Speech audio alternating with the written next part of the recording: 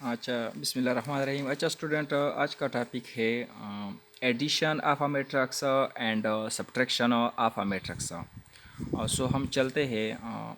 Addition of a matrix क्या होता है?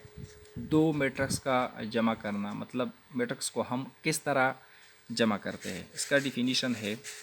Addition of a matrix, the sum of two matrices of the same order is obtained by adding their corresponding element।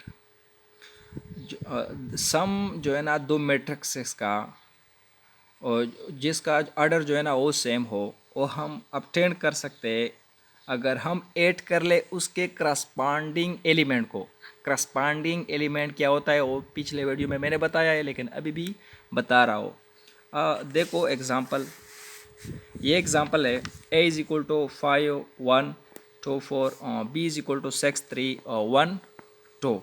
ये 2x2 matrix है and ये 2x2। Order जो है ना, order इसका सेम है, 2x2 है, 2x2 है। ओके, ऑर्डर सेम है। अब a plus B, similar simple, a plus B, A की ए लिख ले, ए की जगह प्लस बी लिख ले, बी की वैल्यू पुट कर ले। करस्पॉन्डिंग एलिमेंट अब ऐड कर ले। करस्पॉन्डिंग एलिमेंट क्या होता है? 5। A11 की जगह 5 है और यहाँ पे A11 की जगह 6 है। 5 प्लस 6 ये करस्पॉन्डिंग एलिमेंट है, आपस में ऐड किया। और यह A12 और यह A12 आपस में ऐड कर ले। A21 A21 और 2 plus 1। Similarly A22 corresponding element आपस में ऐड कर ले, 4 प्लस 2, सिंपल ऐड किया। फिर 5 plus 6 which is equal to 11, 1 plus 3 which is equal to 4, 2 plus 1 which is equal to 3, 4 plus 2 which is equal to 6। A plus B is equal to ये 11 4 3 6। Simple addition of a matrix is simple. So subtraction of a matrix क्या होता है? Subtraction of a matrix बिल्कुल इसी तरह है, लेकिन simple, बस थोड़ा डिफिनीशन चेंज है। इसका डिफिनीशन है the difference of two matrix. Subtraction में डिफरेंस होता है, मतलब the difference of two matrix of the same order is obtained by subtracting their corresponding elements. Okay, देखो स्टूडेंट, यहाँ पे जो है ना सेम ऑर्डर, सेम ऑर्डर जो है ना, ऑर्डर इसका सेम होना ज़रूरी है। अगर एक मैट्रिक्स 2x2 हो तो दूसरा भी 2x2 लाजमी होना चाहिए। ओके, एक ऑर्डर की बात। और सब्ट्रैक्शन ऑफ ए मैट्रिक्स में हम करस्पॉन्डिंग में बताया the difference of two matrix, दो मैट्रिक्स का डिफरेंस होना ऑफ द सेम ऑर्डर, जो सेम ऑर्डर हो, is obtained by subtracting their corresponding element. हम क्या सब्ट्रैक्ट करते हैं? जो करस्पॉन्डिंग एलिमेंट हो वो सब्ट्रैक्ट करते हैं। सिंपल, बिल्कुल एडिशन की तरह है। देखो एग्जाम्पल है, a is equal to 3 9 2 7, b is equal to 4 6 1 5। Simple simple, a minus B, A लिख लिया, माइनस बी, सिंपल लिख लिया। अब जो है ना 3 माइनस इसका करस्पॉन्डिंग एलिमेंट 4 है, ये मनफी लिख लिया एंड 4। फिर 9 माइनस 6। ओके, करस्पॉन्डिंग एलिमेंट आपस में सब्ट्रैक्ट कर ले। 2 minus 1, 2 minus 1, 7 minus 5, 7 minus 5। Simple. अब जो है ना 3 minus 1 which is equal to 3 minus 1 which is equal to minus 1, sorry 3 minus 4 which is equal to minus 1, 9 minus 6 which is equal to 3 and 2 minus 1 which is equal to 1, 7 मनफी 5 which is equal to 2, which is a required answer। Simple है subtraction of a matrix भी। अच्छा, अब हम चलते हैं,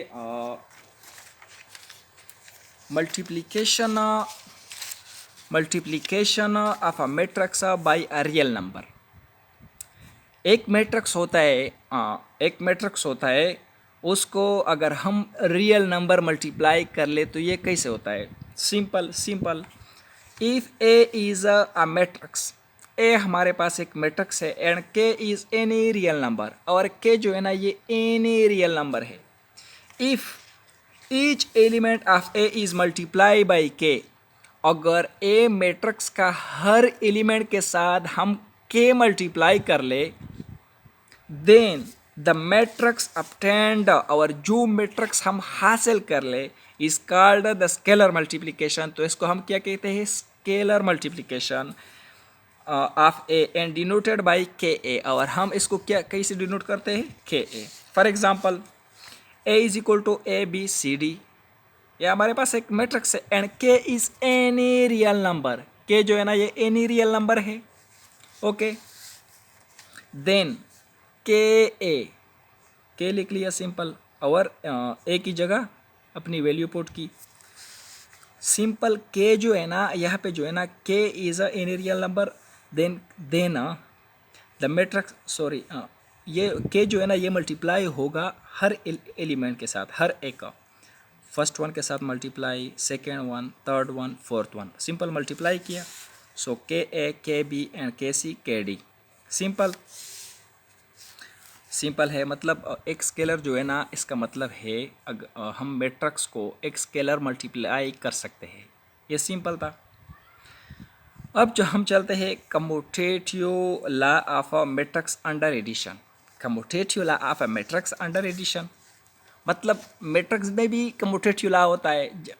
जैसा कि हम रियल नंबर में कम्यूटेटिव लॉ, रियल नंबर में कम्यूटेटिव लॉ होता है, बिल्कुल ऐसा भी मैट्रिक्स में भी कम्यूटेटिव लॉ होता है। हम चलते हैं कि मैट्रिक्स में कैसे होता है commutative law. If A and B are any two matrices, A और बी एनी टू मैट्रिक्स है, then A plus B is equal to B plus A. Simple, जैसा कि रियल नंबर में होता है ना, बिल्कुल इसी तरह मैट्रिक्स में भी होता है। Is called the commutative law of addition. इसको हम क्या कहते हैं? Commutative law of addition. लेकिन यहाँ पे for example A is equal to 1 3 3 4 and B is equal to 4 5 6 7। हम एग्जांपल करते हैं, पहले हम ए प्लस बी चेक करते हैं। 1 सिंपल करस्पॉन्डिंग एलिमेंट ऐड कर ले, 1 प्लस 4 और 2 plus 5, 3 plus 6 and 4 plus 7, simple.